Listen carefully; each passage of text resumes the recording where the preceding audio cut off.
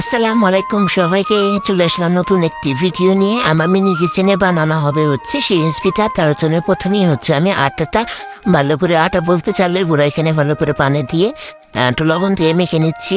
তো এটা হচ্ছে আমাদের গ্রামের ঐতিহ্যবাহী পিঠা, সিরিঞ্জ পিঠা। আবার হচ্ছে এলিকুশি পিঠা। আমি দুইটাই বানানোর চেষ্টা করবো, দেখি কোনটা সাকসেস হই। যদি এটা আমার প্রথমবারের মতন।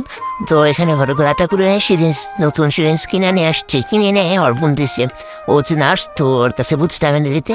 তো বানানোর চেষ্টা করতেছি। দেখেন আমার কাছে যদিও কলা পাতা নাই, তার জন্য হচ্ছে আমি প্রথমেই একটু মোটা টাইপের একটা কাগজ এটা কেটে নিছি। তো এতে বানানোর চেষ্টা করছি, বের হচ্ছে না, খুবই কষ্ট। আমি বুঝলাম না, আমার কাছে দেখে তো খুবই সহজ মনে হয়েছে, এখন বানাবার কাছে পারতেছি না কেন, কি সমস্যা আপনারা ওরা অবশ্যই জানাবেন। তো এটা গুলানো কি ঠিক হয়েছে নাকি তাও জানি না। আর হচ্ছে এই যে দেখেন আবারও একই কাজ করতেছি, তাও হইতেছে না। এটা মোটামুটি একটু হয়েছে। এর জন্য এটাকে আমি প্রথমে গরম পানির ভাপে বসিয়ে দেবো। এর জন্য একটু গরম পানি দিয়ে নিচ্ছি। আমাদের এখানে যদিও বড় একটা পাতিলের মধ্যে খেয়ার দিয়ে তারপরে ওর মধ্যে ভাবে নেওয়া হয়। আর এখানে হচ্ছে আমি প্রথমে হচ্ছে গরম পানি দিয়ে দিছি। তো আমাদের স্টিমার নেই, তার জন্য হচ্ছে এটাকে আমি স্টিম করার জন্য দিয়েছি। কিন্তু পাতিলের থেকে ওইটা একটু বেশি ছুটে গেছে, পাতিল চেঞ্জ করে দিলাম। এটার মধ্যে সেদিন মোমো বানাইছিলাম মিনি কিচেনে। তো এই চাটনিটাই আমি নতুন চাটনি কিনে হ্যান্ডেলটা ভাঙে ফেলাই দিছি।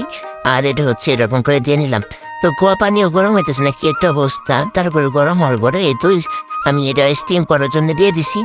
এখন দেখেন একটু ভাবিয়ে নেওয়ার জন্য একটু সরাটা দিয়ে দিলাম। এখন থেকে কি অবস্থা, উপরটা একটু কাঁচা রয়েছে কিন্তু হয়েছে ভালো।